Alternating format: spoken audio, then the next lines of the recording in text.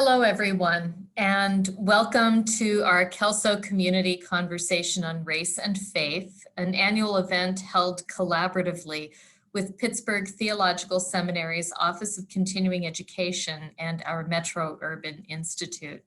I'm Helen Blyer, and I serve as the Director of Continuing Education here at the seminary. A quick Zoom reminder, knowing full well that you all are probably very familiar with the mechanics of Zoom. Please make sure that you are using the chat pod at the bottom to put commentary, to give your opinion on what's happening in our conversation this evening, and so forth, and use the Q&A pod exclusively for the question and answers session that we'll be having at the end of the evening. Why don't we start off with the chat pod right now and have you folks plop into the chat pod where you're viewing this from this evening, and 3 words that describe how you are today. For 7 years, our Kelso conversation has explored why faith communities should respond to systemic racism and how they can. We are called to explore the ways in which our ways of being faithful and gathering in community attend to, or perhaps neglect, the flourishing of marginalized persons and communities.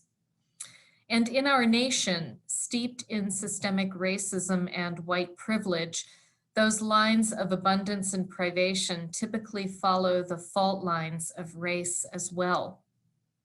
Here in the midst of Black History Month, when we commit as a nation to tell the stories of Black excellence and hear the painful narratives of discrimination and vow as a people to repent and do better, we are well positioned to be doing this work in the Bible study this evening.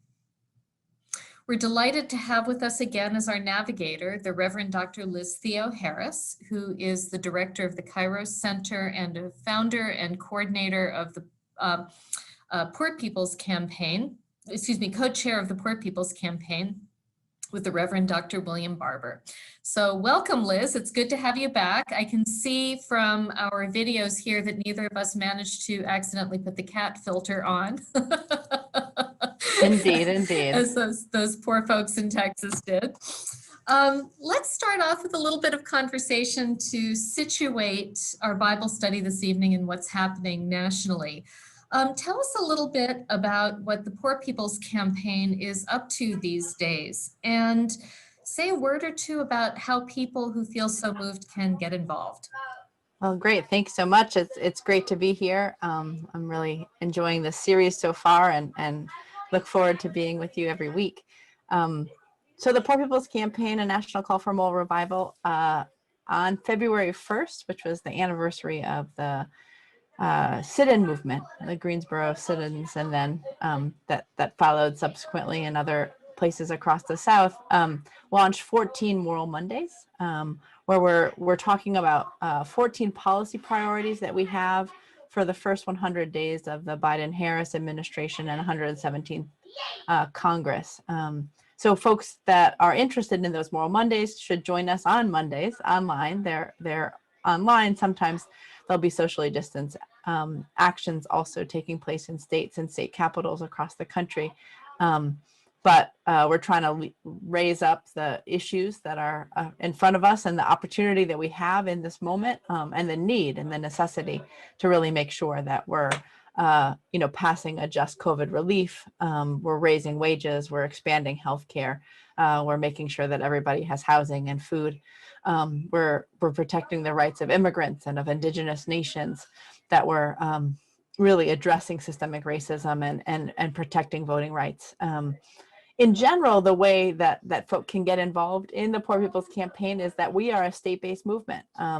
That means we have coordinating committees in 43 states across the country, a really strong one in Pennsylvania with local folk, in the Pittsburgh area, including a clergy council. And so hoping that pastors here and everybody from all walks of life reaches out to the Poor People's Campaign. You can do that, on social media. There are Facebook pages, for the national campaign and for the state committees. You can also send emails to Pennsylvania at Poor People's Campaign, Kansas at poorpeoplescampaign.org, and reach out that way. But we need everyone in this moment and in this movement. So hoping that folks do find a way to get involved. Fantastic. I see some helpful participants putting into our chat pod the URLs for various Poor People's Campaign connections. And this is a good excuse for you to figure out whether or not your state is one of the 7 that does not have a branch. That's right. One of the things that we've seen in our country, particularly over the last 4 decades, is how the Bible and religion have been co-opted by a subset of religion, of the Christian community, as part of the narrative that they use to justify decision-making and positions. We've seen how the Bible and religion have been used divisively and destructively, but we've also seen people of faith using Bible and religion and other sacred texts from their traditions to do the work of justice. Can you say a few words about what you've seen and what your observations are about that? Yeah, I mean, I think this really connects with, the Bible study we're going to jump into today, and in general this series. But indeed, there has been a heretical, but still very powerful and influential kind of line of interpretation, almost a battle of theologies, a battle for the Bible that is taking place. And I think we are seeing it very clearly in this moment, both in this pandemic, with the kind of rise of Christian nationalism that we saw emboldened so much at the state capitol.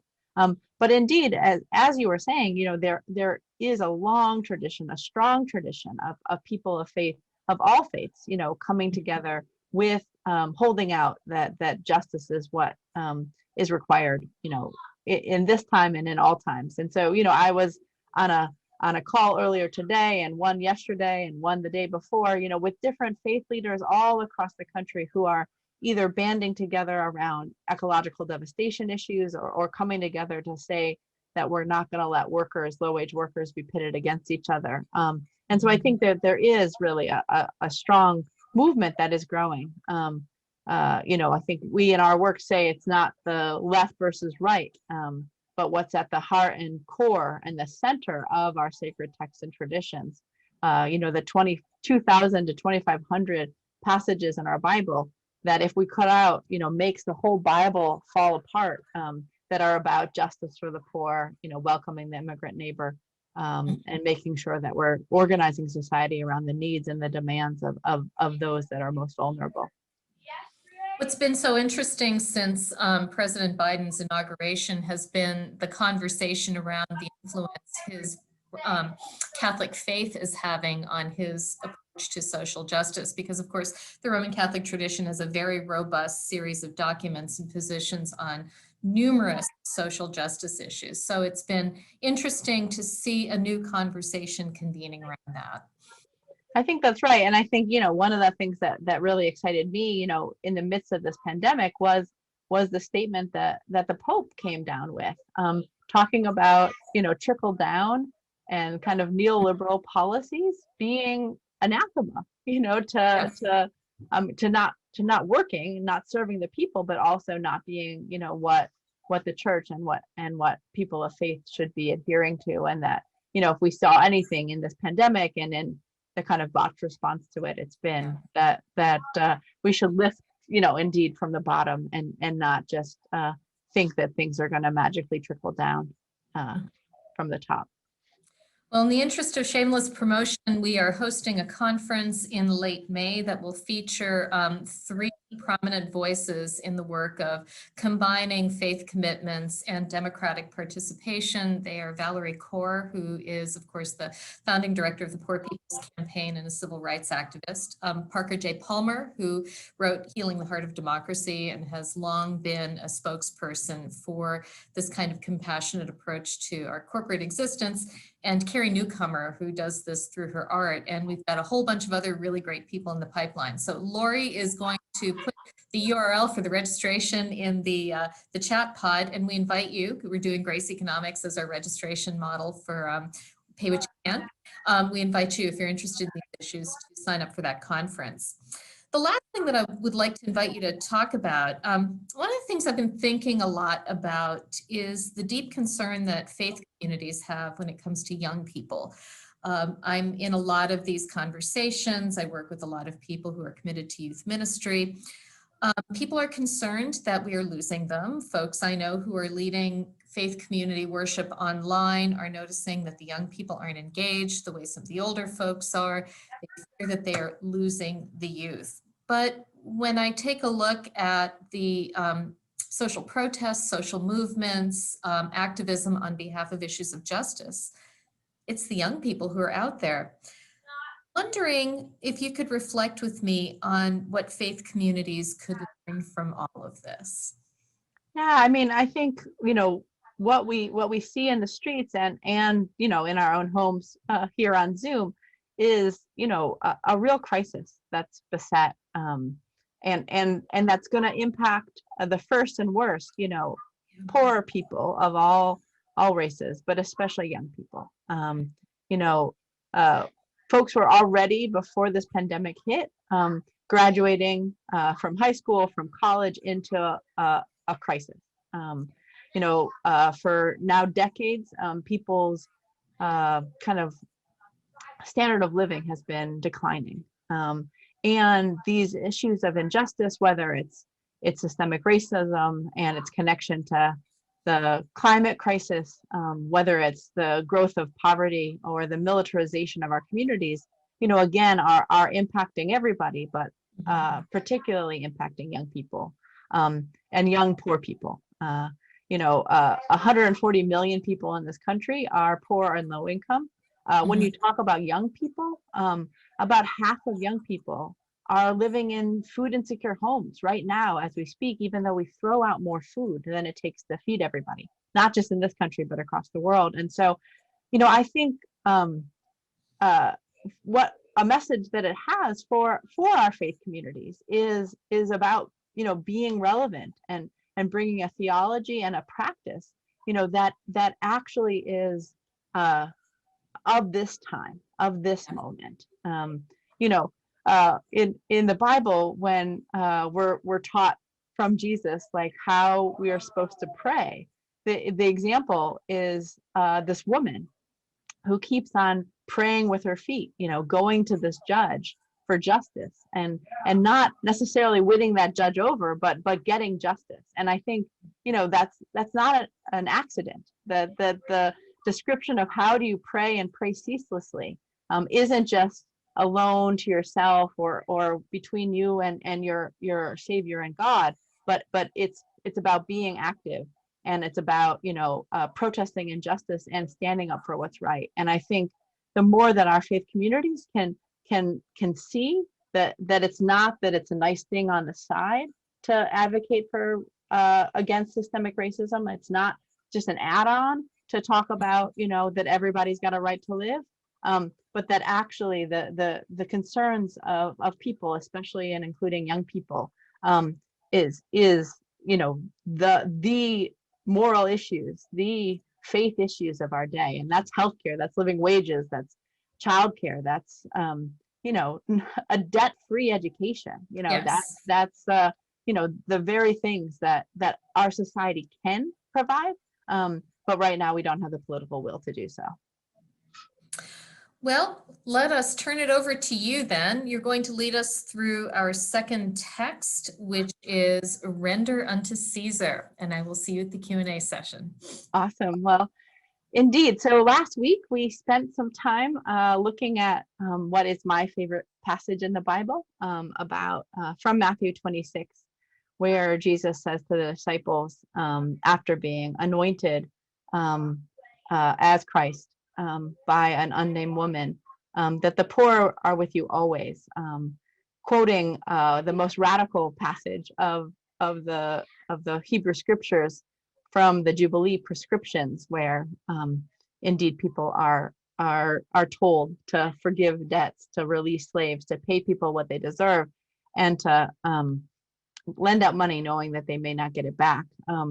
This week, I want us to kind of stay with a similar theme in terms of what the Bible says about poverty, but also to talk about this question of authority, whether it's state authority, governing authorities, taxes, these kinds of issues. And indeed, the text that I'm interested in us looking at today and plan for us to explore in deeper and in more depth is from Mark, render unto Caesar. So I'm going to share my screen so that everyone can look at this passage with me. As we look at this passage, I want us to also then kind of go back and look a little bit more deeper into this kind of battle of the Bible, battle of theology that is taking place in our lives. So I'm going to first have us start by reading the text from Mark, just to ground us in our time this evening together. Mark 12, 13 through 17 from the New International Version reads, "Then they sent to him some Pharisees and some Herodians to trap him in what he said. And they came and said to him, 'Teacher, we know that you are sincere. Show deference to no one, for you do not regard people with partiality, but teach the way of God in accordance with truth. Is it lawful to pay taxes to the emperor or not? Should we pay them or should we not?' But knowing their hypocrisy, he said to them, 'Why are you putting me to the test? Bring me a denarius. Let me see it.' And they brought one. Then he said to them, 'Whose head is this? And whose title?' They answered, 'The emperor's.' Jesus said to them, 'Give to the emperor the things that are the emperor's, and to God the things that are God's.' And they were utterly amazed at him." So hopefully we can kind of keep this passage in our minds. And I want us to step back a bit and to talk a little bit about the way that this passage and that other passages in the Bible have been used really as a kind of battering ram against people who are pursuing justice, who are trying to organize for a better life for themselves and their communities. And I think for us to have that conversation and then be able to kind of reinterpret and interpret in many different ways this passage, we can ground it in a larger context of this kind of battle for biblical interpretation and for seeing the ways that the Bible advocates actually for truth and for justice from below. And so perhaps you all are aware, but I wanted to kind of bring to folks here what is called often the slave Bible. And again, I don't know if people are aware of that here, but here's an image of it. And I encourage people actually to go and learn more about this. But back during the abolitionist movement, during the power of U.S. chattel slavery, slaveholders created this Bible. This is one copy. The first time I ever got to see one in person was when I was at Fisk University. There's one at the African American History Museum in Washington, D.C. And again, I do encourage people to check it out.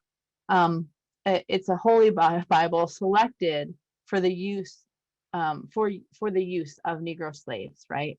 In this Bible, there was much that was left out.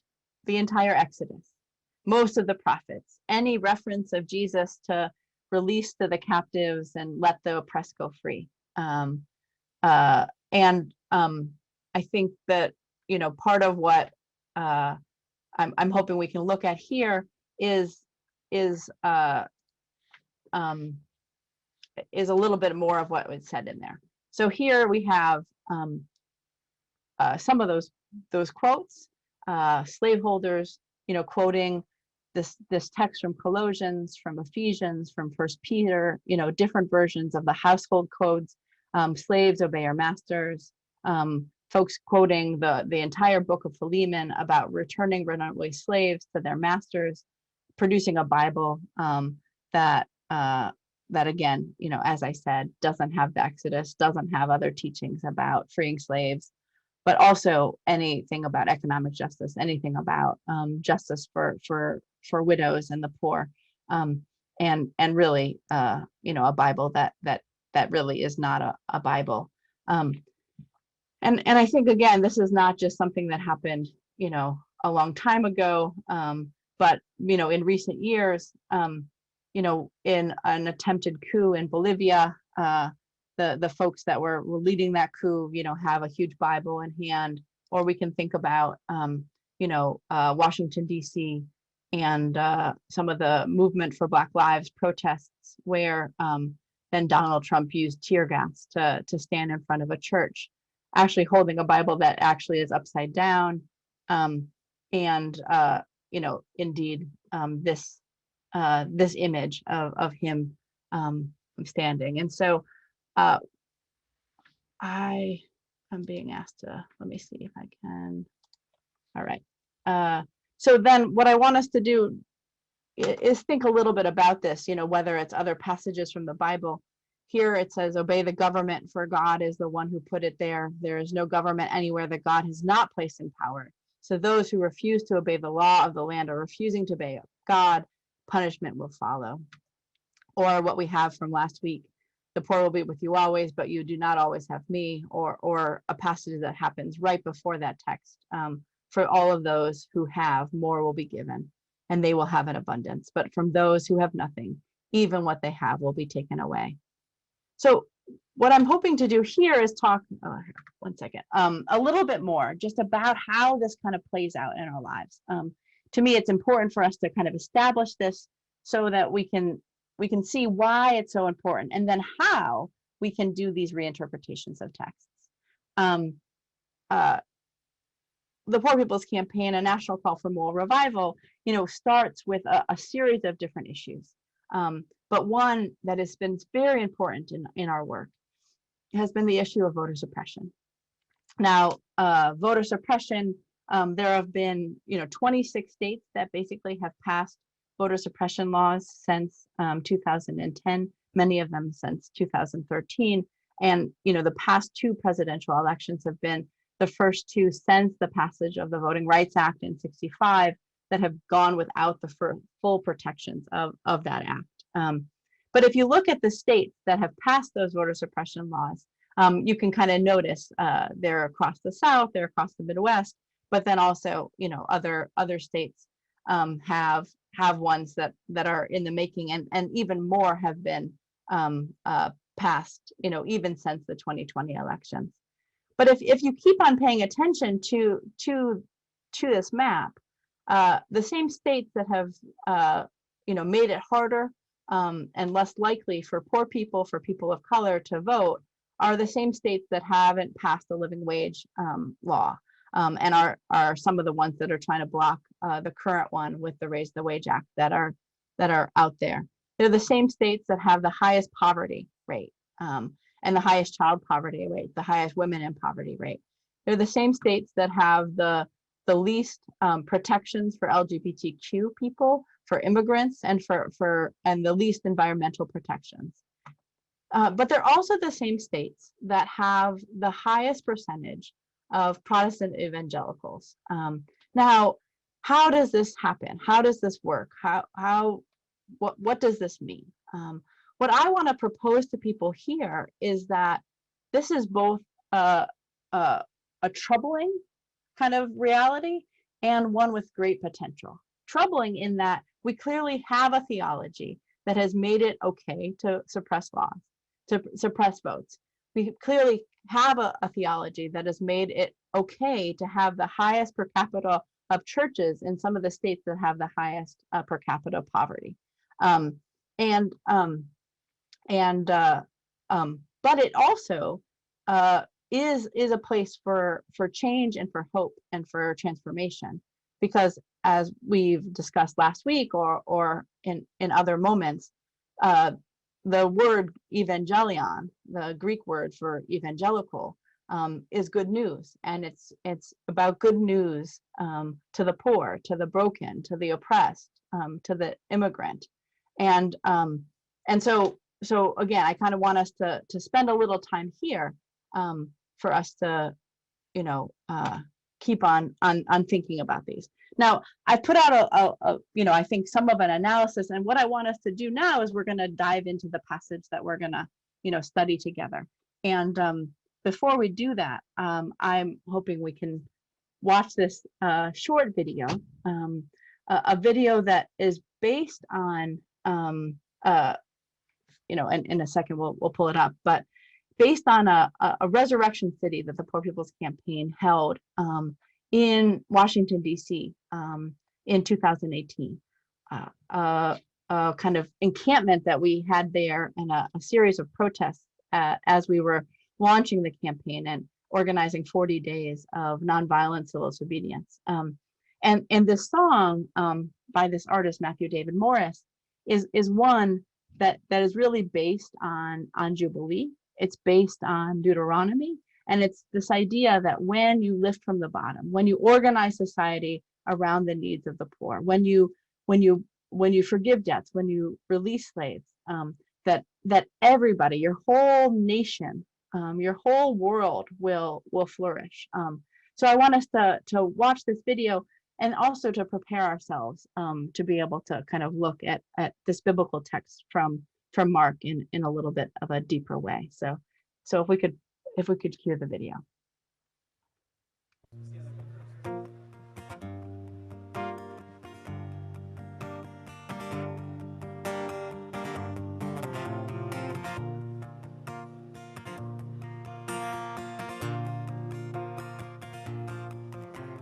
We have come to liberate you from all the ways that you hold us down. When you hurt me, you hurt you too. When you free me, you free yourself. When you live from the bottom, everybody rises. When you live from the bottom, everybody rises. Yes? Would you sing that with me? Okay, I'll sing the line, you sing it back to me. We have come to liberate you from all the ways that you hold us down. When you hurt me, you hurt you too. When you free me, you free yourself. When you live from the bottom, everybody rises. Now you.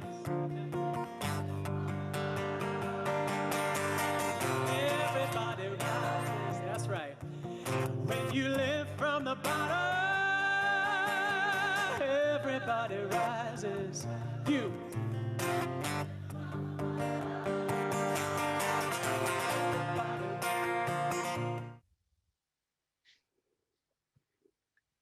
Great. I just wanted to kind of ground us in that. I hope that you can kind of breathe, sing, pray, and let us now get ready to study the Bible and try to think about ways to reinterpret some of these texts. So I'm going to read this passage again from Mark 12. Then they sent to him some Pharisees and some Herodians to trap him in what he said. And they came and said to him, "Teacher, we know that you are sincere. Show deference to no one. For you do not regard people with partiality, but teach the way of God in accordance with truth. Is it lawful to pay taxes to the emperor or not? Should we pay them? Should we not? Knowing their hypocrisy, he said to them, why are you putting me to the test? Bring me a denarius. Let me see it. And they brought one. Then he said to them, whose head is this? And whose title? They answered, the emperor's. Jesus said to them, give to the emperor the things that are the emperor's, and to God the things that are God's. And they were utterly amazed at him. So I want to set the scene just a little bit. I want us to remember what has just happened in Mark right before. There have been some teaching of the parables, and then this strong saying of the stones that the builders rejected will become the cornerstones. And then it continues and says that Jesus had become such a threat that they tried to figure out how to arrest him. And then they sent to him these Pharisees and these Herodians to trap him. So I want to think a little bit about that and remember what we talked about a little bit last week, this kind of entrapment, this threat that Jesus has become, how he's getting known as someone who isn't just a rabble rouser, but is someone who wants to really transform the entire Roman Empire and organize it instead to become an empire of God. If we look at actually the Greek words, the word that is often translated in our texts, kingdom, is actually the word for empire. It's basileia. And, if you had in this time being Jesus's day to the time when Mark is written, or the time that Matthew is written, the time that John's written, if you said the word basileia, you meant Rome. It was basically synonymous. But in our texts, in our sacred text, in our Bible, it says the basileia tautheo, the empire of God. And so we're reminded over and over again, whether it's in the different Gospels, that there is a different empire. But Rome doesn't have the last say. Even if Rome has the power to conquer whole nations, even if Rome has the power to tax and indebt its people, even if Rome has the power to execute revolutionaries like Jesus through crucifixion, that there's another power, there's another empire, and that one is the empire of God, the creator and maker of all. So in that context, we then see these Pharisees, these Herodians coming to Jesus, and they come to him, and these sound like really nice words. They came to him and said, "Teacher, we know that you are sincere. You show deference to no one. You do not regard people with partiality, but you teach the way of God in accordance with truth." Our different translations have different ways of saying this, but more or less, this sounds really nice, but it's also kind of a jab, right? Because what is this teacher, this rabbi who isn't showing partiality, who on the treats people for being children of God, that they don't have deference to the Roman guards or the centurions, don't have deference to those with real wealth and power in society, but instead teach the way of God. And we should remember that the way of God, the kind of path of God, the road of God, the way, is actually what the early Christian communities were called. They were called the way. Anytime for many years before they were ever considered Christians, they were a movement that was about the way. And what was that way? That way was about forgiving debts. It was about releasing slaves. It was about paying people what they deserve. And it was about organizing society around the needs of everyone. So they come to Jesus and they say, we know that you're doing things a little differently than lots of teachers are doing, than lots of important people are doing, because you seem to be treating the leper, you seem to be treating the poor, you seem to be treating the widow, you seem to be treating the tax collector, all with regard, and not with partiality. And so we have this question for you, and that question is it lawful to pay taxes to the emperor or to not? Should we pay them or should we not pay them? Now, this is actually a double question. This is about the question of tax, and taxes is paying taxes to Rome. And paying taxes to Rome, again, it is in Roman law what you have to do. Now, the way it was worked out was different given the provinces that people lived in. In Judea, in Jerusalem, in the province where the greatest number of Jewish people like Jesus are living, there was a special arrangement that was made. Folks are surely paying taxes, but often there was sacrifices happening that were a part of that tax system that were happening to the emperor themselves. Now, this was not allowed in Jewish law. Actually making sacrifices to something other than God wasn't what was in the kind of Jewish law books and the Torah, in the commandments.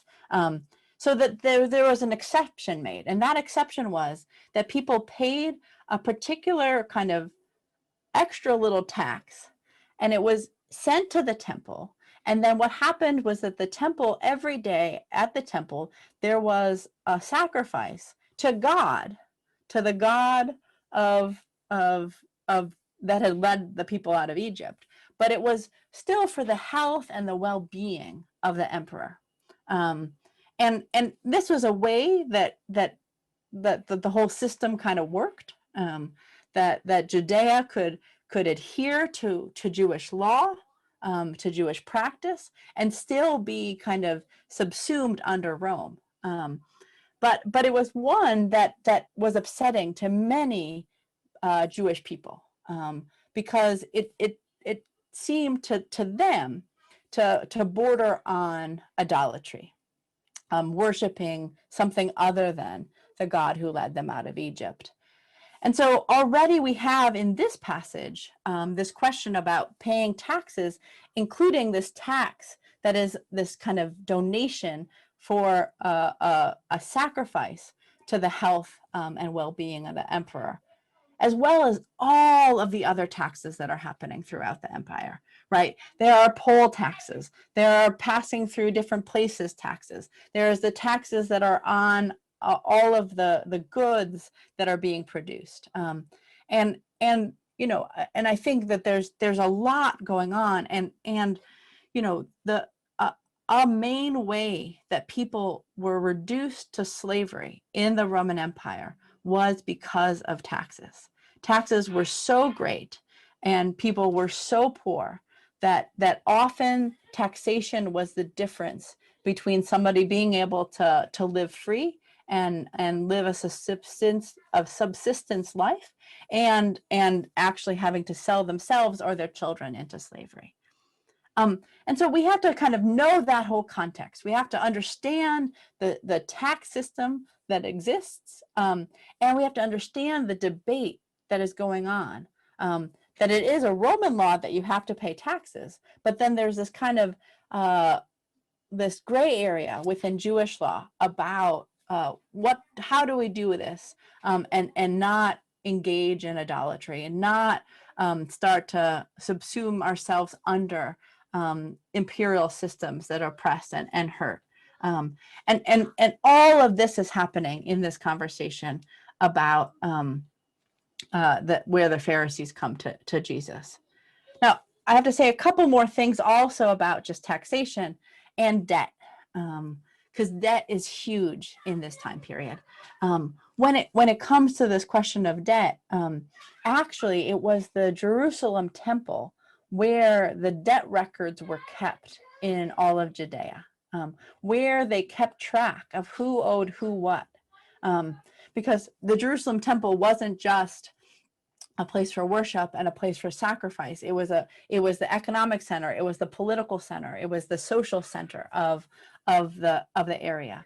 And so in the Jewish War that breaks out in 66 and goes all the way till 70, the first act that happens is that the debt records that were kept in the Jerusalem temple were actually burned. This says something about the how people are living and the role that debt and taxation play in people's lives. That the first thing that happens when folks are kind of rebelling against Rome and trying to figure out what do we do about throwing off this imperial force is go and burn the debt records and burn the records that say how much taxes people should be paying and who they should be paying them to and who they can't afford to paying them to and what should happen. So again, there's all of this going on in this passage. But Jesus knows this, right? And he says, knowing their hypocrisy. Now, when Jesus talks about hypocrisy throughout our biblical texts, he's not talking about someone who says something and then does something different. It's bigger than that. It's about being adherent to structures that oppress people, right? Like the woes to the hypocrites that happen in Matthew are about, tithing, but then neglecting the weightier matters of the law. They're about, kind of covering up that which is dying and decayed, and instead trying to look like the whole rotten structure as long as you've painted it over and made it look beautiful, that empire is strong and just. So Jesus kind of knows that those that have been sent to kind of entrap him are doing just that, or are trying to do just that. And so he says, why are you putting me to the test? Why are you trying to entrap me? Why are you trying to make me look bad? Why are you getting me in trouble? And then he continues and he says, bring me a denarius. Let me see it. And so let's say a little bit about a denarius here. Now, denarius was a coin, a Roman coin. And it was basically, as we learn in our scriptures from other parables and other texts, it was basically the pay for one day's work for a day laborer. In the different parables where people are coming to work in the fields, what they're getting paid each and every day that they come and they work is one denarius.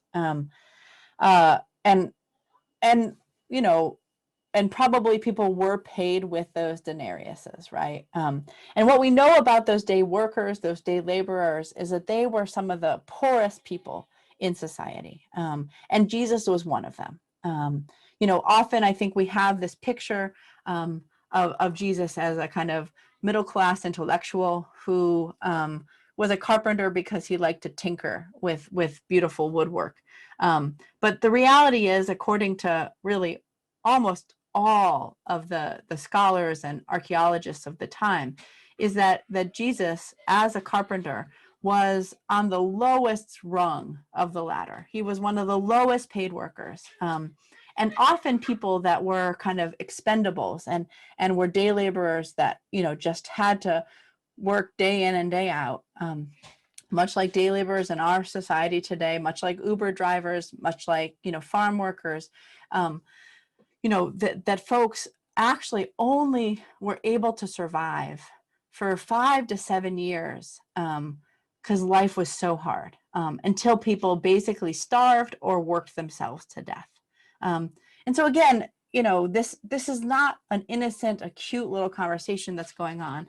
We have, Jesus saying, to the Pharisees that are trying to entrap him, bring me this denarius, bring me, and the assumption is that despite the fact that poor people probably wouldn't have multiple denariuses sitting in their pockets, because people are living completely hand to mouth and are in utter destitution, in cramped living quarters, again, having to sell their children into slavery because of the debt that they're in part because of the whole taxation system.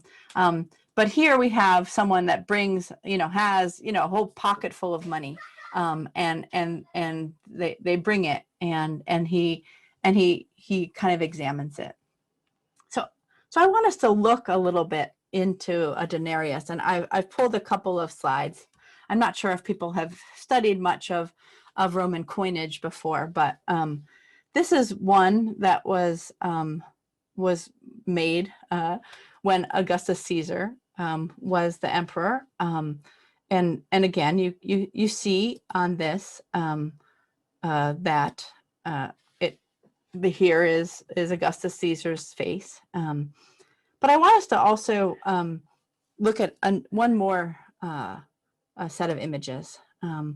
This is a coin, and perhaps you all have heard of it before, but it's called the Judea Capta coin. So after the destruction of the temple, after the kind of putting down of the Jewish revolt in the Jewish wars that happened from 66 to 70, there's a whole bunch of coins that are made and then distributed throughout Rome, but also throughout the Roman province of Judea. And if you can see on the right-hand side, you can kind of make out this word Judea. So it looks like a J, a V, a D, an E, and an A on one side. And then on the other side, it says a C and an A, and then it's a P and a T and an A. So this is, a Latin inscription that basically means Judea, the province, the Jewish province of Judea, has been captured. On the right-hand side of that image, you have a woman who has been subdued, sitting under a palm tree. And we know about palm trees, right? We know about the role that palms play, both as a place for shade and for building houses out of.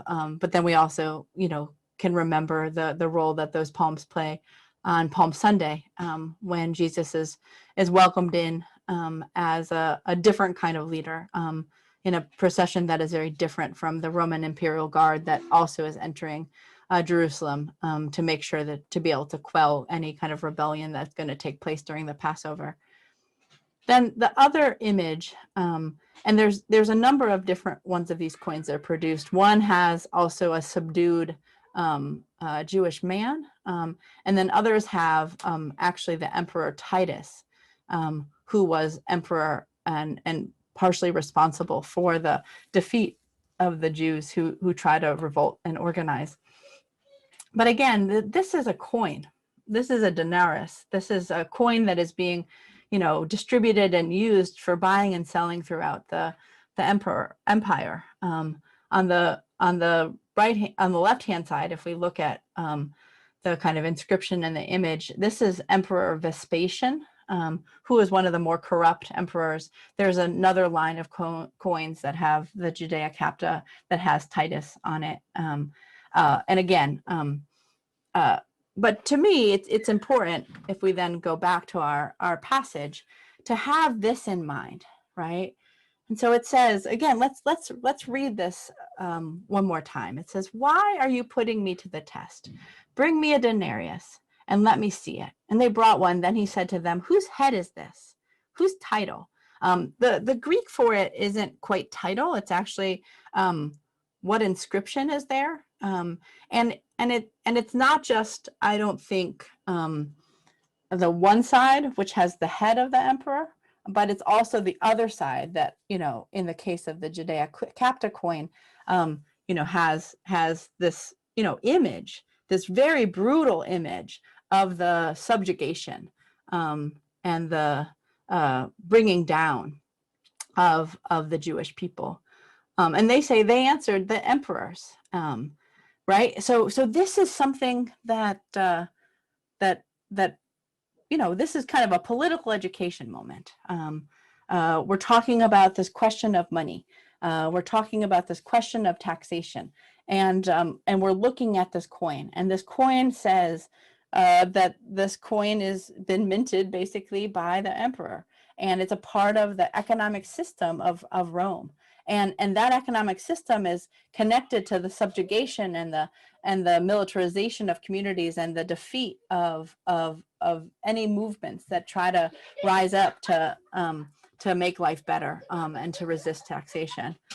And so then Jesus, kind of has his big moment here, right? He says, well, Jesus said to them, then give to the emperor the things that are the emperor's, and to God the things that are God's.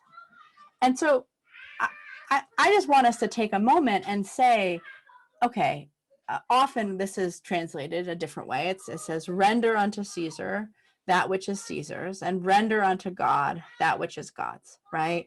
And so often we have heard this passage be used then to say that, that we're supposed to pay taxes, that we're supposed to, show all deference, that the ruling authorities of the day are in the right and God is on their side.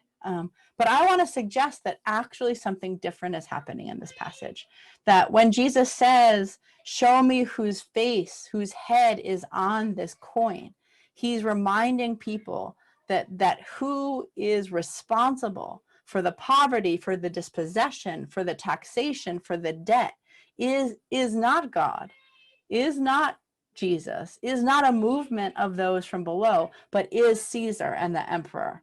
And when he says, what is this other inscription? What else do you see on these coins? He's reminding that this imperial system, economic and political system, is actually that which is killing them, killing the people around them, and quelling any kind of protest and social movement that people are trying to lead. Now, it's important that this is Mark's version. There's a version, in other Gospels of the Bible as well. Mark's is the first Gospel that's written, and it's written very shortly after the Jewish War. And so we can imagine that this Judea-Capta coin is actually being distributed and might have been, while not the coin that would have been in the Pharisee's pocket when Jesus talks to him, might have been the coins that would be in the pockets of the Roman guards and of the other authorities that are around the early people of the way, and that they would maybe be familiar with this kind of humiliation and this reminder that who controls everything, whether it's the land and the sea and the economic system of Rome, is the Roman emperor. But then you have in this last passage where Jesus says, render unto Caesar the things that are Caesar's. It could be a reminder of just like, so then send back to Caesar all of the oppression, all of the debt, all of the taxation, all of the poverty, all of the violence, all of the misery that has been, brought to us by the emperor, and then bring to God, render unto God the things that are God's. Now, the question has to be, well, what things are God's, right? And the answer for any person, whether it's a religious Jewish person or anyone that's been involved in this work, is that God is the creator of everything, right? That so then when you say render unto God the things that are God's, well, we can't worship gold. We have to worship God who made gold. We can't worship mammon. We have to worship this God of justice who says that I'll rain down manna on everybody so that all can not just barely survive, but to thrive. And so then this kind of beautiful passage where we're supposed to, give back poverty and oppression to the emperor, and to remember that God is that who created it all. And perhaps then in this context, we can see why people were so utterly amazed. I want to remind us of a couple of other passages that, again, would have been on the minds of the people that were, gathered in this setting, in this teaching that's happening with Jesus. We have, from both Psalms 24 and from 1 Corinthians 10, the earth is the Lord's and the fullness thereof, or the earth is the Lord's and everything in it, right? This constant reminder that God, the God of justice, the God who led the people out of Egypt, that this God, created this earth for everybody, and doesn't show partiality, and doesn't defer to the emperor, and doesn't care that that the emperor can subjugate and humiliate any subject, because again, what is God's? God's is everything, absolutely everything. And so what I want us to then kind of reflect on is then this passage from Dr. King, where again I think that he is helping us to interpret this passage of render unto Caesar, and is helping us to interpret this idea that life is sacred, that all life is important, everybody should be in, nobody should be out, and that God is who must be worshipped. He put this together again very, very shortly before he's killed, and he says, God has left enough and to spare in this world for all his children to have the basic necessities of life. And God never intended for some of his children to live in inordinate superfluous wealth, while others live in abject deadening poverty. And somehow I believe that God made it all. I believe firmly that the earth is the Lord's and the fullness thereof. I don't think it belongs to Mr. Rockefeller. I don't think it belongs to Mr. Ford. I think the earth is the Lord's. And since we didn't make these things by ourselves, we must share them with each other. And I think this is the only way we are going to solve the basic problems and the restructuring of our society, which I think is so desperately needed. So I would like us just to actually kind of sit with that, to reflect on that, and to then, kind of go back to this kind of render unto Caesar, and to think, well, what then, does this mean for us and for what we're called to do in this moment and in this world. The last connection I want to make, and then I want us to watch a short music video, and then we'll have some time for Q&A, is I want us to think a little bit about the relief packages that have been coming down, or the lack thereof, in this pandemic, especially as our Congress, debates, another COVID relief package. And I don't know how much people followed this, but with the first CARES Act, and the first set of stimulus checks,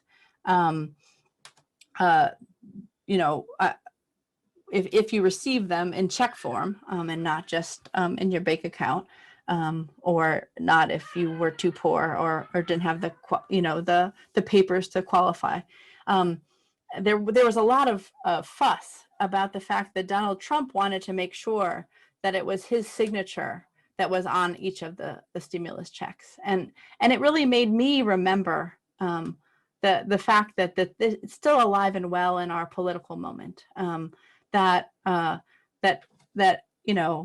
we might not have a Denarius, that might not have a picture of Vespasian or Titus. It might not have an image of a subjugated people that had been abused and used by imperial elites and Roman soldiers.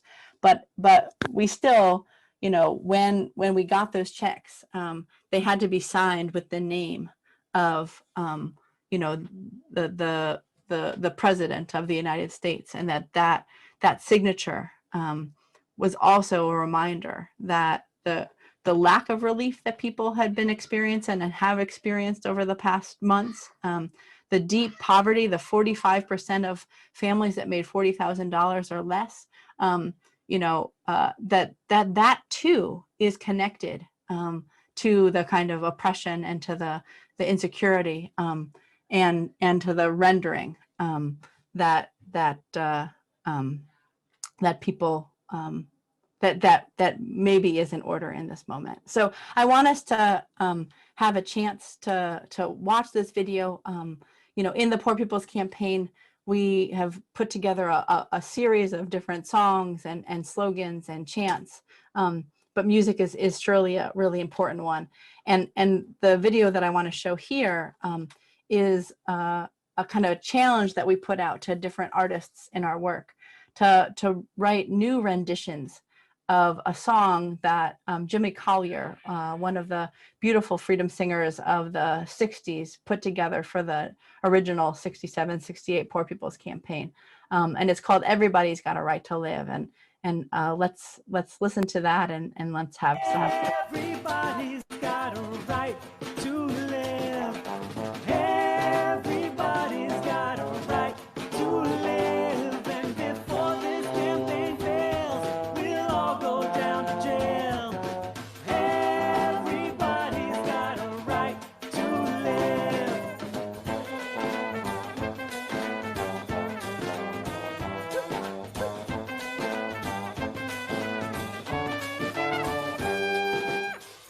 Everybody's got a right to live. Everybody's got a right to live. And before this campaign fails, we'll all go down to jail. Everybody's got a right to live. Everybody's got a right to live.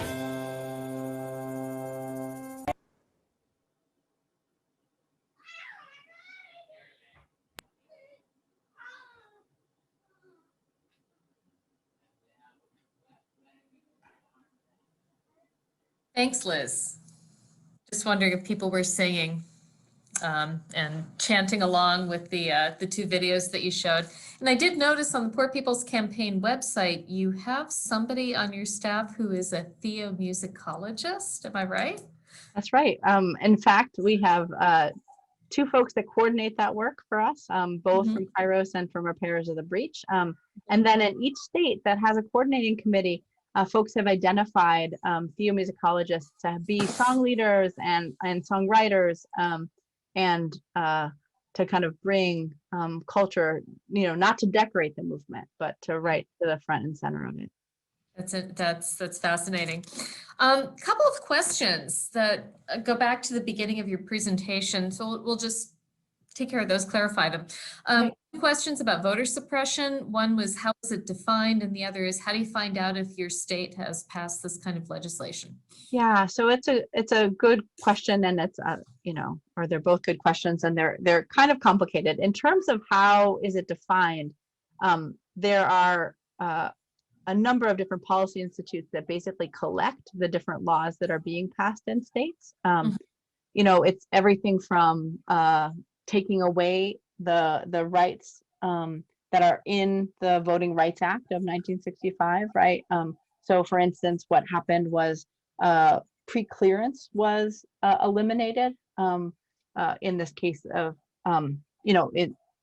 shortly after basically the Obama coalition comes together and people across race and across, different income backgrounds, come together and show.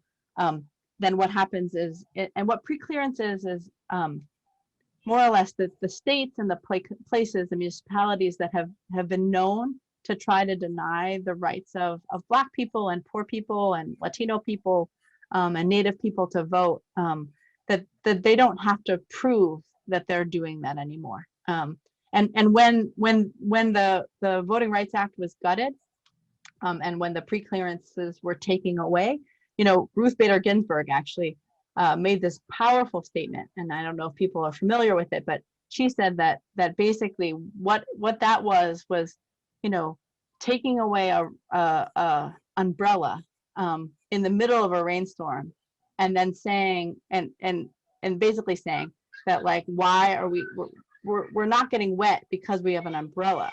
The reason that there isn't voter suppression happening in a major way is because there are these pre-clearance formulas and other kind of laws and legislation that makes it necessary and to protect people's rights to vote. So that's looked at lots of different ways. That's closing of polling places, that's increasing voter ID laws, that's purging the voter rolls, that's there's lots of different ways, but there are, and what we've heard since 2020, about 60 new laws are on the books to make sure that people's right to vote is being denied. And it's a very important question. You can go to a number of different places so the Poor People's Campaign definitely keeps people pretty posted on that. Ari Berman is a voting rights kind of expert, and so you should follow his work. But then also the Brennan Center for Justice constantly is tracking which states and which laws are at play. And so I would recommend people to check out those different kind of sources. I remember seeing Brian Stevenson of the Equal Justice Initiative speak right about the time the laws were being gutted, and he, as an African-American man, said with no small amount of irony that given the history of difficulty his people have had in voting, at this point, we should be going to their houses and knocking on the door and allowing them to vote. In other words, going out of our way to make it possible for people to participate fully in the democratic society in which they live, which I thought was interesting. Of course, people say, well, that's completely unreasonable. He was saying it as kind of a poetic flourish to point out the extent to which we've moved in the opposite direction as a country. One person asked if Jubilee has ever been practiced. So I love this question. So the answer is yes. It was a practice that that was actually very regular. In fact, part of the reason probably Jesus is reminding people about Jubilee is because it was so commonly practiced.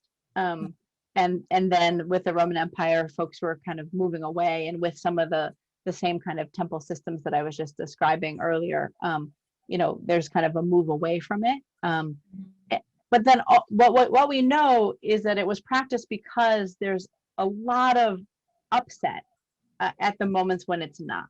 And it probably goes back actually even earlier. I actually really appreciate the work of Michael Hudson. He's a scholar who came out with a book recently called Forgive Us Our Debts. And I, again, encourage people to check that out. I know it's on the list of resources that PTS has put out connected to this series. But he talks about actually that as far back as the Hammurabi Code is instances of basically Jubilee, of debt forgiveness. And it's actually part of what keeps societies strong. But then surely what the demands of those at the bottom are. And so there's a lot of debate about, well, this is just a nice idea, but it's never been done. And there's surely, it's surely not practiced enough, especially in our day. But yes, it comes out of a tradition. It was practiced, even if at times it was too limited in the way it was being practiced. And even if, as different empires kind of gain strength, they try to push away from that. But yes.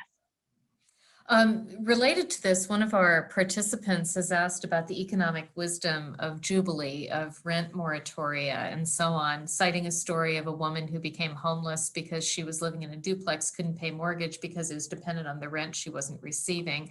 And I know that the question of the economic wisdom of some of these very particular positions that the Poor People's Campaign has taken in these 14 policy priorities. Talk a little bit about the economic wisdom behind them. I know generally we can say, as the song did, if we lift from the bottom, everybody rises. But there is disruption that happens, and inevitably people getting caught in the fray as transitions are made from one way of living economically to another.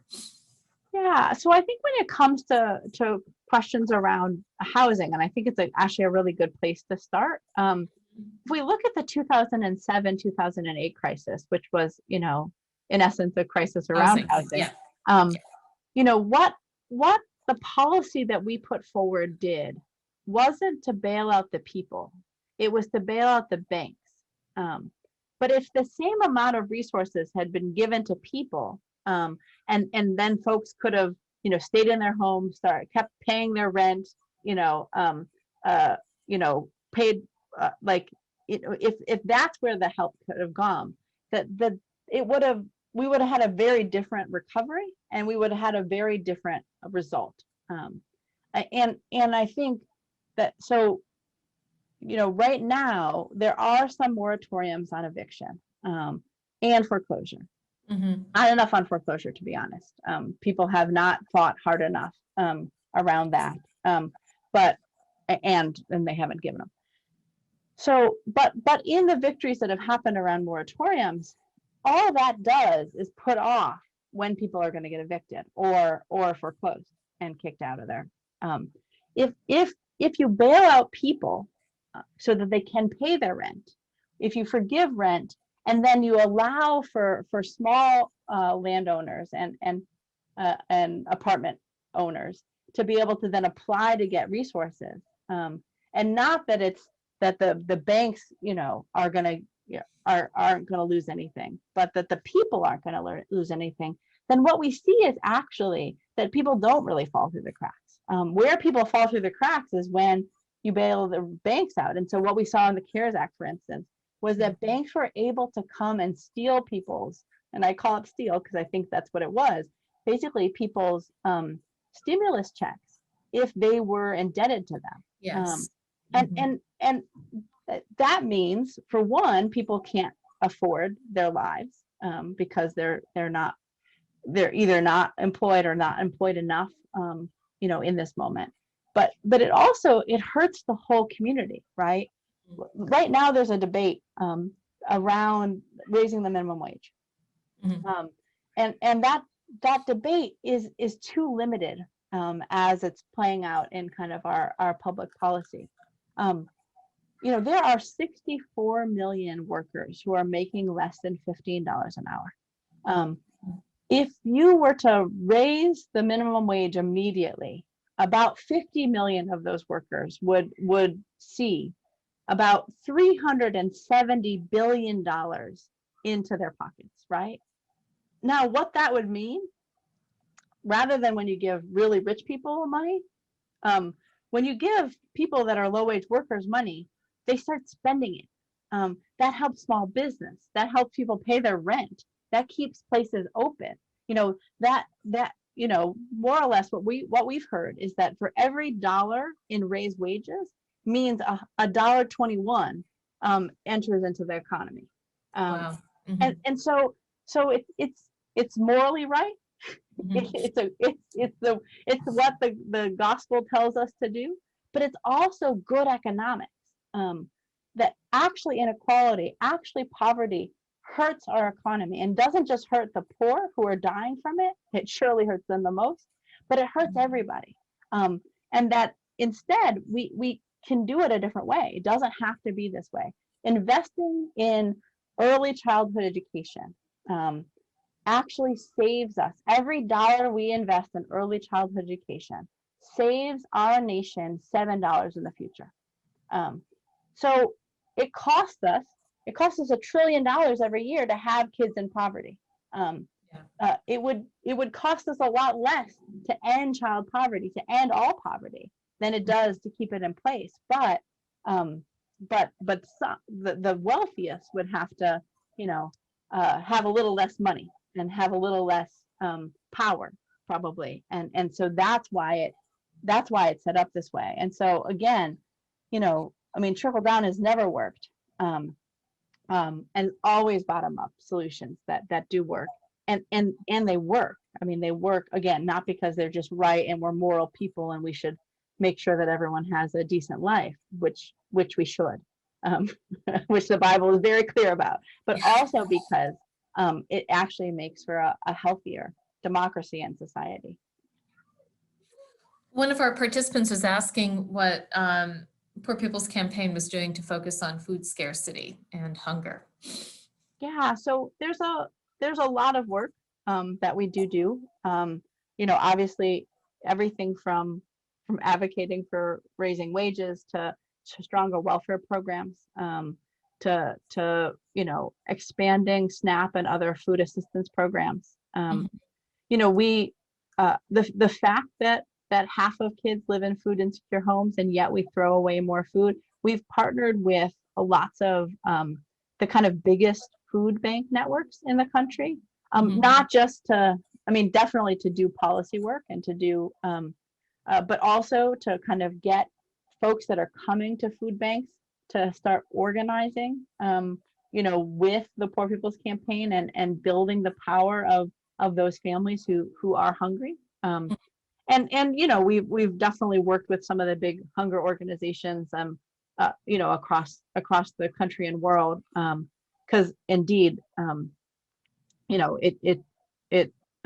all of these issues are so blatant, but to have more food thrown out every year than it takes to feed people, and to have real hunger happening in this moment and before even this pandemic, it's just immoral and wrong. It's been exacerbated too with kids who are dependent on school meals, not being able to go to school and be fed adequately. That's right. In those situations. This is a great question from one of our participants. Can you speak on how our church communities can begin to utilize mutual aid to divest from the power of Caesar? I think this concept lies outside the church's imagination. That is a beautiful question. And I think one of the things that I would say is, one of my favorite parts of the Bible is the collection for the poor.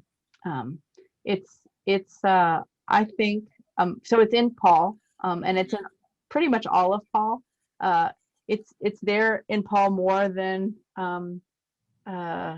justification by faith, not works. It's there in Paul more than any other thing.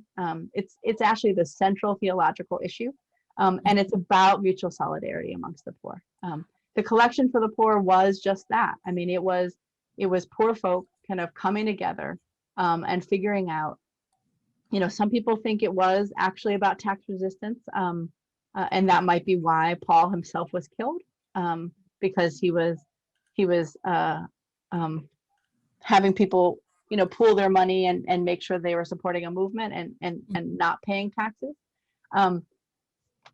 I think we don't know actually if that was the case. What we know about this kind of mutual solidarity was that it wasn't obligatory, it wasn't commanded, it was out of what people could do, but it was poor people in Macedonia collecting money and sending it to poor people in Jerusalem, and as a way to kind of fund a movement from below, and that's what it was. People understood it as a movement.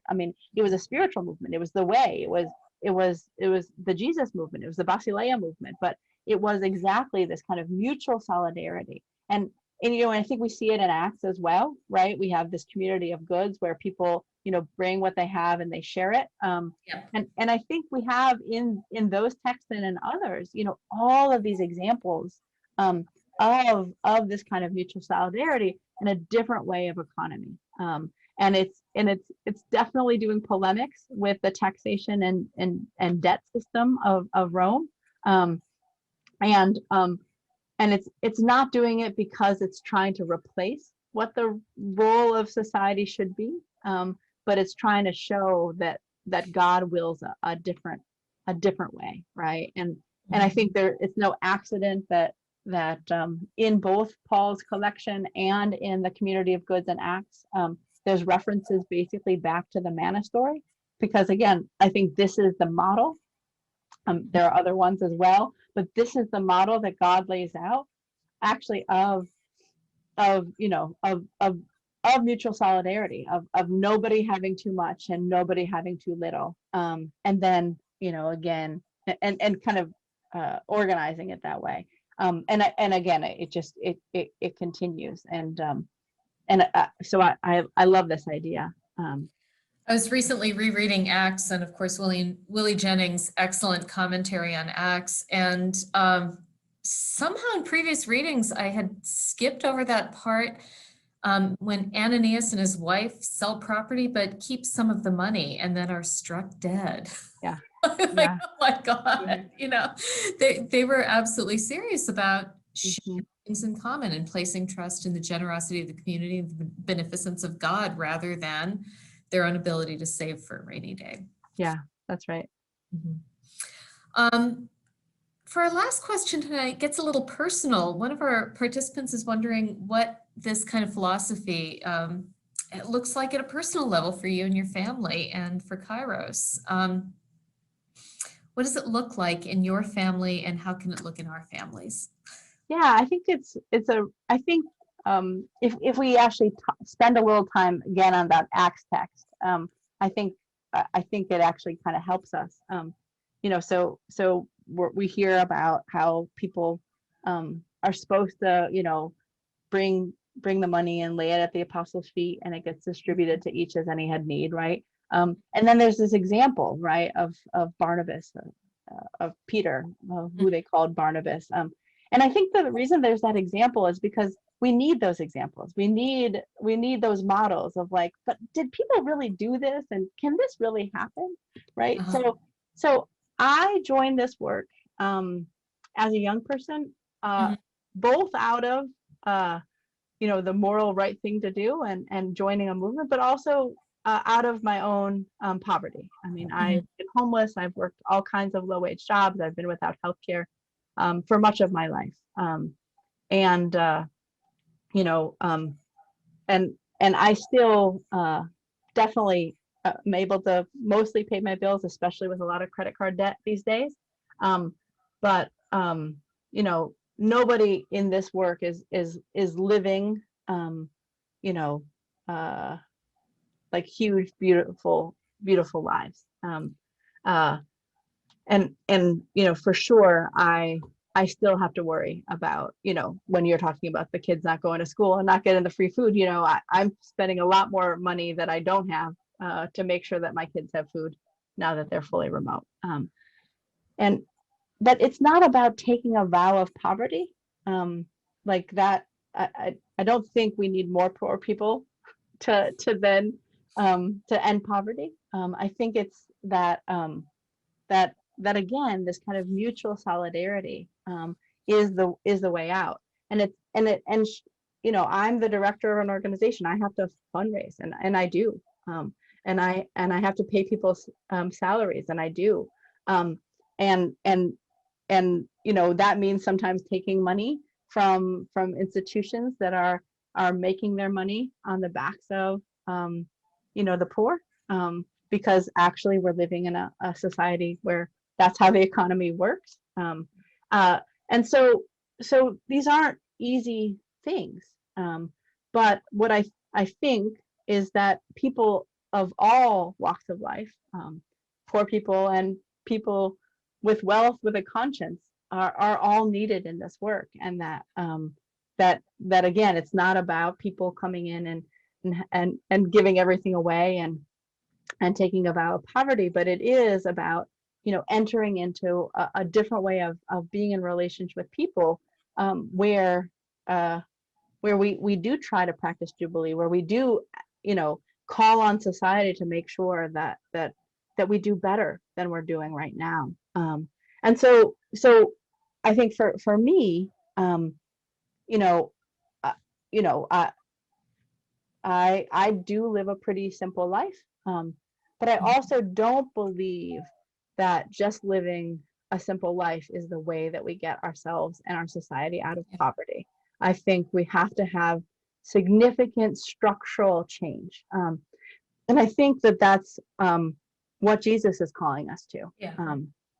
I think that when he talks about how we're supposed to bring this reign of God in, how we're supposed to forgive debts like our debtors, like we forgive our debtors, like we're supposed to all have food every day. That this, you know, but again, it's not charity. It's not that a little bit, you know, gets given so that everybody, you know, can get the kind of crumbs. It's that our society has the resources to make poverty history, and are we going to heed God's call to organize it that way? It's a great note to end on. Thank you so much for leading us through this evening. We do have more questions, but we don't have time for all of them. Our text next week will be Romans chapter 1, verses 25 to 32. Do you have any homework for our participants that you'd like them to engage before we reconvene? So I would hope that people will have a chance to read that text. It's a text that that is a little bit of a it's one that might make us all a little uncomfortable, let's just say. Well, we did call this series Difficult Text. Yeah. Indeed. So I hope that folks will read it, and perhaps if you have the time to look at some of the resources that are either on the Kairos Center and Poor People's Campaign websites, as well as the seminaries, and we'll look at the connection between power and greed and sexuality and all of these issues next week. Sounds like an excellent time. We're going to have edited versions of this video available for use in your churches and communities. If you are not already on our mailing list for continuing ed, please go to our homepage, which is www.pts.edu/continuing-education. Sign up for our newsletter and sign up for the Metro Urban Institute newsletter as well, so you can hear about all the upcoming programs to celebrate their 30th anniversary. And a reminder too about Henderson Summer Leadership Conference with Parker Palmer, Valerie Court, Carrie Newcomer, and a whole host of other wonderful people yet to be publicly named. So thank you, Liz. We will see you next week. Thank you to all of you. Have a good evening, stay safe, and we look forward to reconvening.